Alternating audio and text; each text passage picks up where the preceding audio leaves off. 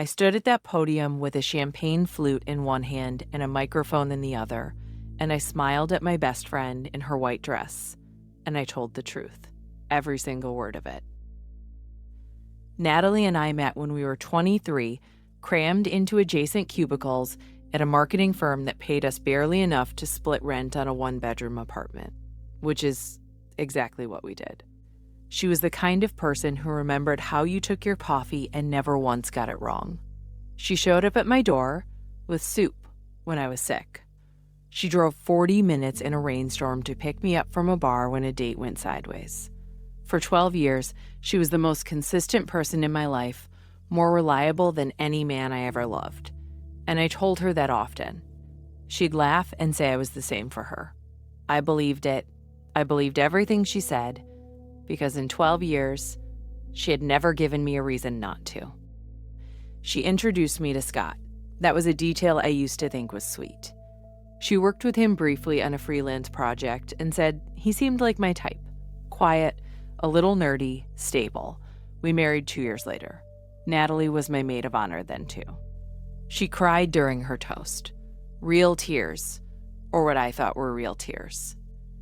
During the divorce, 3 years after that, she sat next to me on the bench outside the courtroom and held my hand so tightly her knuckles went white.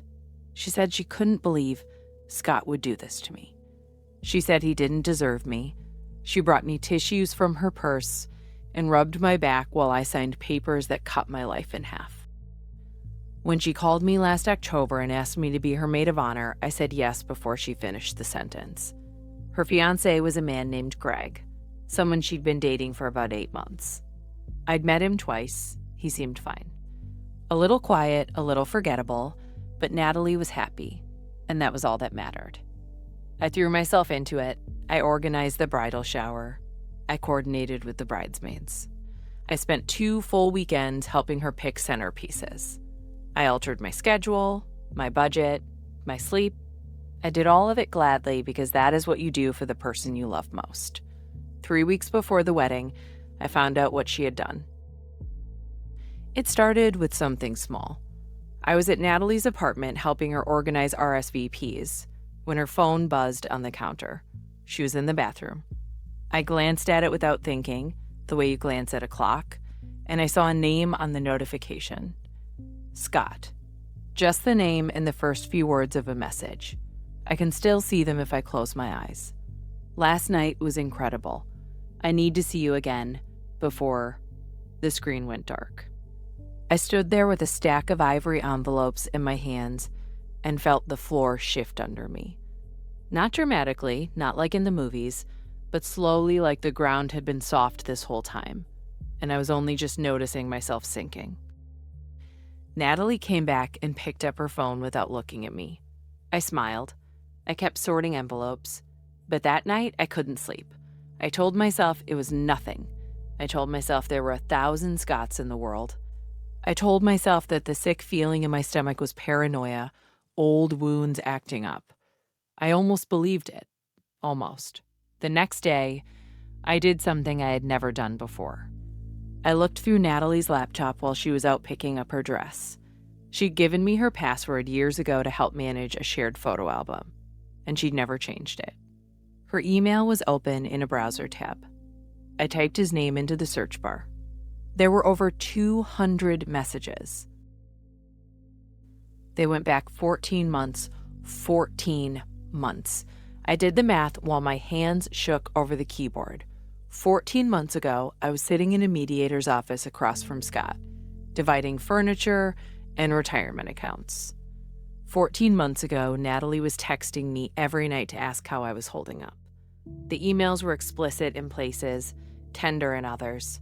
There were inside jokes I didn't understand. There were references to hotel rooms. There was one message dated the same week as my final divorce hearing where Scott wrote, "She has no idea, thank God for that," and Natalie had replied with a single word, "Never." I read that word and something behind my ribs folded in on itself. Not broke. Folded, like a letter being sealed. I sat in her desk chair for a long time. I forwarded 11 of those emails to myself. Then I cleared the forwarding from her sent folder. I closed the laptop. I washed my face in her bathroom and stared at my own reflection until I didn't look like someone who'd been crying. Then, I drove home. I screamed in my car in the garage for about 90 seconds. Not words. Just sound. When I was done, I sat in the silence and felt something new settle into place.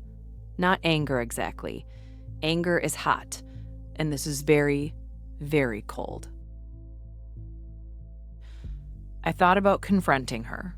I thought about calling off my maid of honor duties, sending the emails to Greg, burning the whole thing down in a single phone call. But then I thought about Natalie sitting next to me in that courthouse, holding my hand, her knuckles white, her face a mask of sympathy while she was sleeping with the man I was divorcing. She had performed loyalty for me flawlessly. She had rehearsed it, perfected it, delivered it without a single crack. And I realized that the only response equal to that performance was a performance of my own. I decided I would not cancel, I would not confront, I would not miss a single planning obligation. I would show up to her wedding exactly as promised. And when the time came for the Maid of Honor speech at the rehearsal dinner, I would use that microphone to do what Natalie had done to me, only I would do it in front of everyone she loved. I would tell the truth. For the next 3 weeks, I was the best maid of honor anyone has ever seen. I confirmed vendors. I managed the seating chart. I soothed Natalie's anxieties about floral arrangements and held her hand while she cried about how stressed she was, and I held it exactly the way she'd held mine in that courthouse. I squeezed her fingers. I told her everything was going to be okay.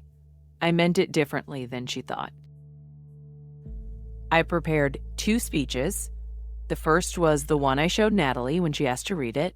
Sweet, safe, full of inside jokes about our 20s. She teared up and called it perfect. I smiled and said I wanted to surprise her with a few additions.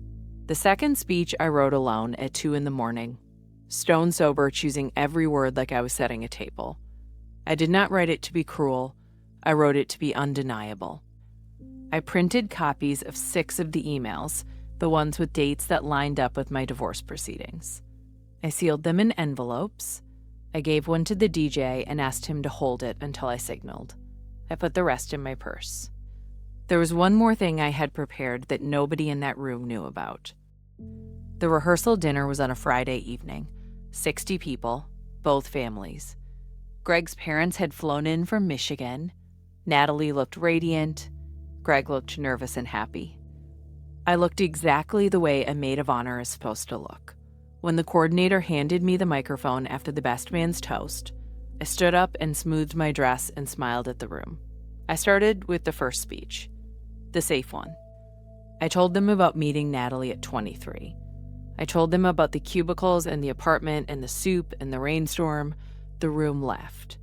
Natalie wiped her eyes. I let the warmth build for about 2 minutes. Then I paused. I said there was something else I needed to share about the depth of Natalie's loyalty.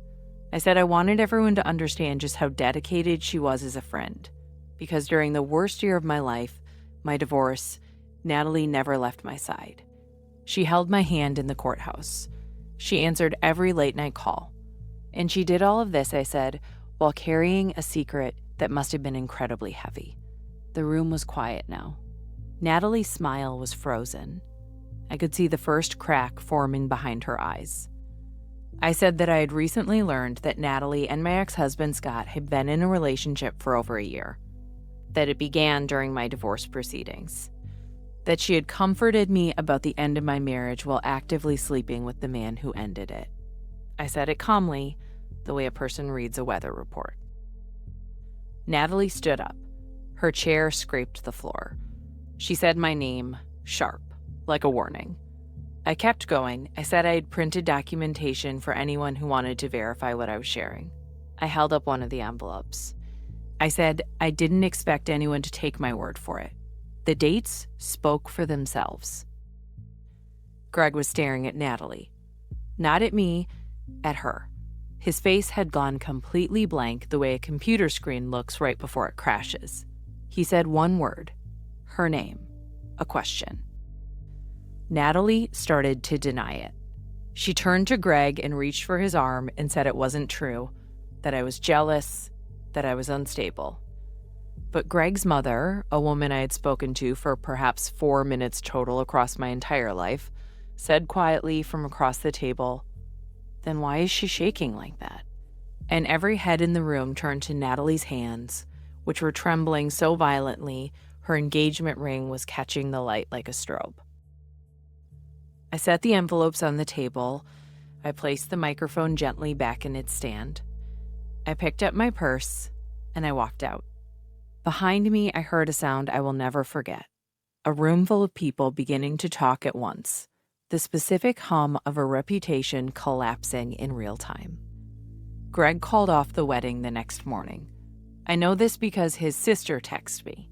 She said Greg had read the emails and that he and his family were driving back to Michigan that afternoon. The venue lost its deposit. The florist had already been paid. Natalie's mother called me twice, and I let it go to voicemail both times. The second message was mostly silence and then a single sentence. "I wish you had told me privately." Maybe she was right. I have thought about that. Natalie sent me one message 4 days later. It said, "You could have just walked away." I read it sitting on my kitchen floor with a glass of water, and I thought about all the ways she could have just not done what she did. I didn't respond.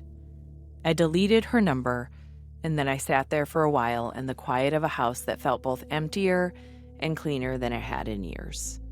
I don't tell this story to feel powerful. The truth is, standing at that podium, I didn't feel powerful at all. I felt like someone performing surgery on herself without anesthesia, cutting out something that had been rotting for longer than I knew. It hurt. It still does, some mornings, in the space where 12 years of friendship used to live. I kept the dress I was going to wear to her wedding. It's still in my closet. I don't know why. Maybe because it reminds me that I showed up, that I did exactly what I promised I would do.